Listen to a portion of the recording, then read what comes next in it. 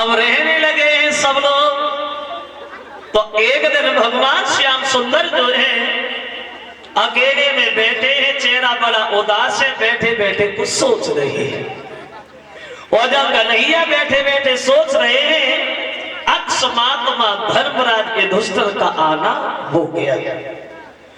और कन्हैया को देखा तो युधिष्ठिर पूछने लगे, प्रभु आप सोच के आ रहे हो? क्या मन में विचार चल रहा है, क्या मन में आ रहा है? तो कन्हैया बोले, धर्मराज सुनो, तुम तो जानते हो ये द्वापर का अंतिम समय है। हाँ हाँ, और कलयुग का नंबर आने वाला है। हाँ हाँ, लेकिन तुम्हें ये नहीं पता इस कलयुग में क्या होने वाला है, क्या होने वाला है। बोले पहले तुम बताना चाह रहे हैं कि कलयुग में क्या होने वाला है? अभी तो कुछ नहीं हुआ, लेकिन आगे जो वक्त आएगा उसमें सब कुछ ही बदल जाएगा। क्या होगा कलयुग में? बोले सुनो धर्मराज, कलयुग में भाई का दुश्मन भाई होगा। इंसान इतना मतलबी बन जाएगा जो अपने मतलब को पूरा करने के लिए झूठ बोलेगा, दूसरे का नुकसान करेगा। अगर ज्यादा बड़ा मतलब हुआ तो दूसरे की जान भी ले लेगा। कलयुग में इंसान अपने दुख से दुखी नहीं होगा, बल्कि दूसरे के सुख को देख के दुखी होगा। कलयुग में मंत्रों की जगह शराब के ठेका नजर आएंगे। कलयुग में पुजारियों की जगह बधिक दिखाई देंगे। कलयुग में और क्या होगा कलयुग में? बोले सुनो धर्मराज, कलयुग में बोले भगवान अभी कुछ नहीं हुआ, लेकिन क्यों हुई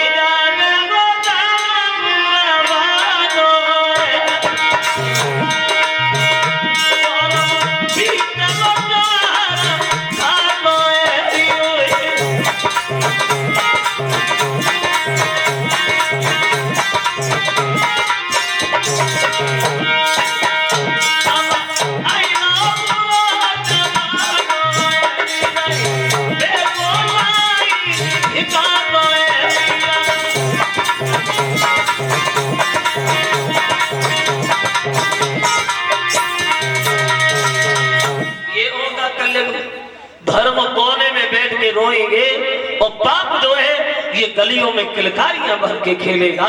और जब ऐसी दशा होगी तो हम लोग देख नहीं पाएंगे। इसलिए मेरा विचार ये है धर्मराज, तो परीक्षित को राजा बना दो और छठी द्रौपदी को साथ लेकर के हिमालय में गलने चले जाओ। और हम भी जा रहे हैं, अब हम भी यहाँ नहीं रहेंगे, हमारी भी गुजर नहीं है यहाँ। और देखो वैसे एक बात ध्यान रखना भक्तों, जो भगवान कन्हैया ने धर्मराज से कहा था वो अब सब कुछ दिखाई भी देने लगा है कलयुग में। आप लोग भी देख रहे हैं, हम भी देख रहे हैं, और हम तो भैया देखते ही रहते हैं, इधर उधर घूमते ही रहते हैं। वही हो रहा है जो कन्हैया ने धर्मराज से कहा था। थोड़े से वक्त में, थोड़े से समय में, कितने समय में? कलयुग को आए हुए कितने दिन हुए हैं भक्तों? बोले कलयुग को आए हुए ज्यादा वक्त नहीं हुआ, कलयुग को आए हुए लगभग 6000 साल ही हुए हैं। जरा गौर करो, कलयुग को आए हुए लगभग 6000 साल हुए हैं। और कलयुग की उम्र कितनी है? बोले कलयुग की उम्र तो बहुत ज्यादा है। कितनी ज्यादा है? बोले कलयुग की उम्र है 4,32,000 साल की। और इन 4,32,000 साल में मात्र 6000 साल ही हुए हैं। लगाओ अंदाज, अभी तो 32,000 भी पूरे नहीं हुए हैं। लाख की गिनती तो बहुत बाद में आएगी, अभी तो 6000 साल ही हुए हैं। और मैं कभी कभी सोचता हूँ ये कलयुग महाराज, जब आपके 32,000 पूरे होंगे, जब लाख में गिनती आएगी तब क्या करोगे तुम कलयुग में? और एक बात और, जो कलयुग 4,32,000 साल की उम्र है इसकी, और ये कलयुग के 4 चरण है, तो 4 चरण में बटा है कलयुग। अभी पहला चरण शुरू हुआ है कलयुग का, जिसमें 6000 साल हुए हैं। एक चरण की, कलयुग की पहले चरण की उम्र है 1,08,000 साल की। 1,08,000 साल। और जब पहले चरण में कलयुग की उम्र इतनी है तो आदमी की पहले चरण में कितनी उम्र है? बोले आदमी की उम्र, पहले चरण की उम्र बताई गई है 100 साल। 100 साल आदमी जिंदा रहेगा। और जब दूसरा चरण आएगा उसमें आदमी की उम्र हो जाएगी 50 साल। और जो तीसरा चरण आएगा उसमें आदमी की उम्र होगी 25 साल। और जो अंतिम चरण होगा, लास्ट वाला चरण होगा, उसमें आदमी की जिंदगी कितनी होगी? उसमें आदमी की जिंदगी मात्र रह जाएगी 12.5 साल।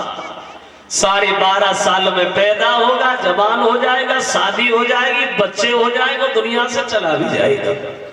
12.5 साल। और जब 12.5 साल की उम्र होगी आदमी की, तो आदमी की लंबाई कितनी होगी?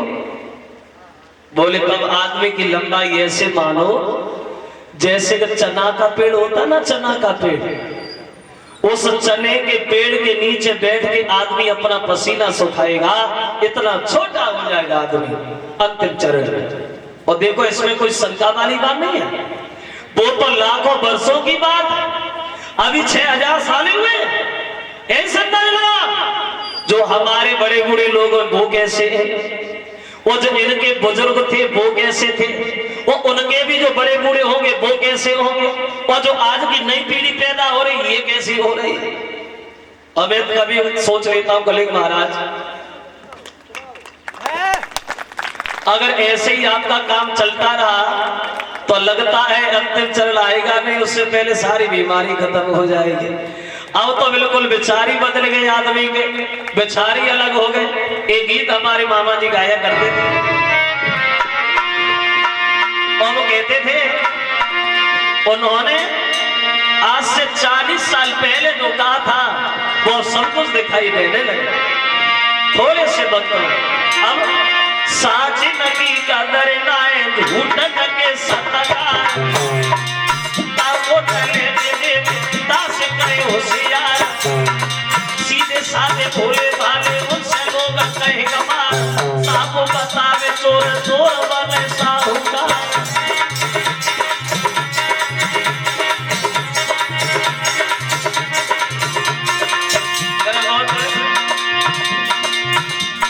सतबर पे बसलाई विधवा श्रृंगार करे, कलयुग की दशा देखो।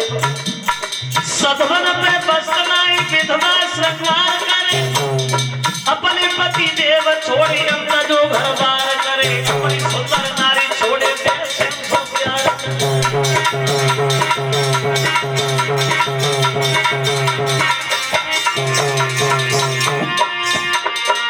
अब देखो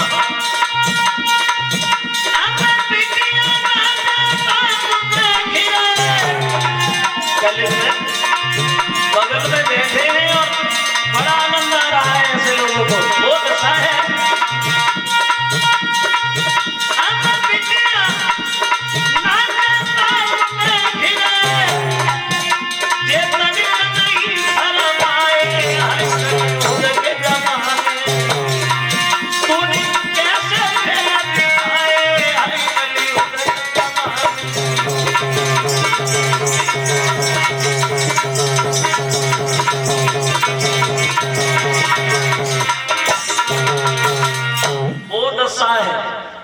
साच न की कदर न झूठ न के सत्कार, काव को न लेके देवे तास कहीं होशियार, और सीधे साधे भोले भाले उनसे लोगों कहीं मार, और साह को बतावे चोर चोर बने साहूकार। बिल्कुल बेचारा अलग हो गए। देखो जो हमारे बड़े बूढ़े लोग यहाँ बैठे हैं, जो हमारे बुजुर्ग लोग बैठे हैं, ज्यादा ज्ञान होगा अपनी जिंदगी में। आपके जमाने से और अभी इस जमाने में आप खुद देख रहे हैं कितना अंतर आ गया। अब इस कलयुग में आदमी के अंदर प्रेम ही नहीं रहा, सद्भावना ही नहीं रही। पहले के मित्र ऐसे थे जो अपने मित्र के पीछे अपनी जान भी दे देते थे, और कलयुग में अगर तुम अपने मित्र से होशियार बने रहो तो दुश्मन तुम्हारा कभी कुछ बिगाड़ ही नहीं पाएगा। अब आदमी के अंदर प्रेम नहीं रहा, सद्भावना नहीं रही। वैसे बड़े बूढ़े लोग आदमी बताते हैं कि कुछ दिन पहले, अभी थोड़े समय पहले की बात है, सर्दियों में लोग रात के 2-2 बजे तक आग के पास बैठे ही रहते थे, बातें होती रहती थी, परिवार के लोग इकट्ठे हो गए।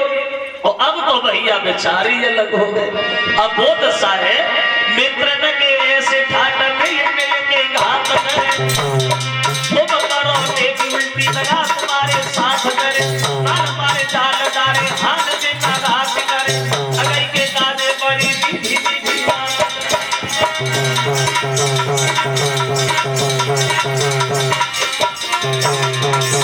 और सुनो, चेला है बेला गुरु की न बात माने। पहले के चेला और आज के चेला में कितना अंतर है। पहले अगर गुरु बोल दिया करता था तो चेला खड़ा सूख जाया करता था, और आजकल के चेला की तरफ देखा है, अगर गुरु ने जरा भी डांट दिया तो फिर गुरु का नाता ही खत्म है। तुम स्कूल में बच्चे को डांटो, निकलोगे तो अभी नबीगंज में या उधर देख लेंगे, अंतर आ गया।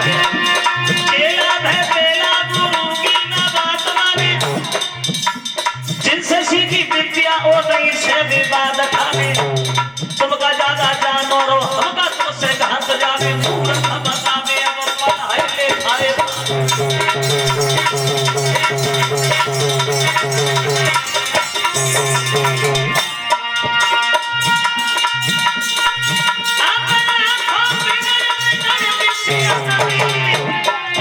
अरे सिरा धुनी धुनी में सिराए उन्हें कैसे खेला दिखाए, आई कल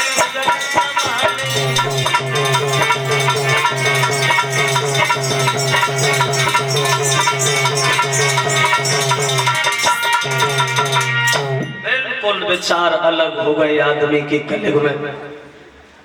मित्र के ऐसे ठाट मिल मिल के घात करे, तुम करो नेकी उल्टी दगा तुम्हारे साथ करे, माल जा रे डाल जा रे खाने दिन रात करे, और ठगई के काजे बड़ी मीठी मीठी बात करे। बिल्कुल विचार अलग हो गए। जिस देश में 70,000 नित जा गैया काटी जाती हो, आप विचार अलग हो गए। कन्हैया बोले धर्मराज, इसलिए मेरा विचार ये है, परीक्षित को रास्ते लेकर दो और द्रौपदी को साथ लो, और 5 पांडव हिमालय में गलने चले जाओ। अब हम भी आ रहे, अब हम भी आ नहीं रहे। तो कन्हैया के बताए हुए अनुसार उन पांडवों ने परीक्षित को राजा बना दिया। भक्तो, अस्तो परीक्षित लाल को अब देगी सब अधिकार, और गए हिमालय के लिए भी 5 पांडव कुमार। परीक्षित का रास्ता ल करते हैं, 5 पांडव द्रौपदी को साथ लेते हैं, और ये हिमालय में गलने के लिए चले जाते हैं। कब गए पांडव लोग हिमालय में गलने? वो वक्त कौन सा था, वो समय कौन सा था, वो घड़ी कौन सी थी?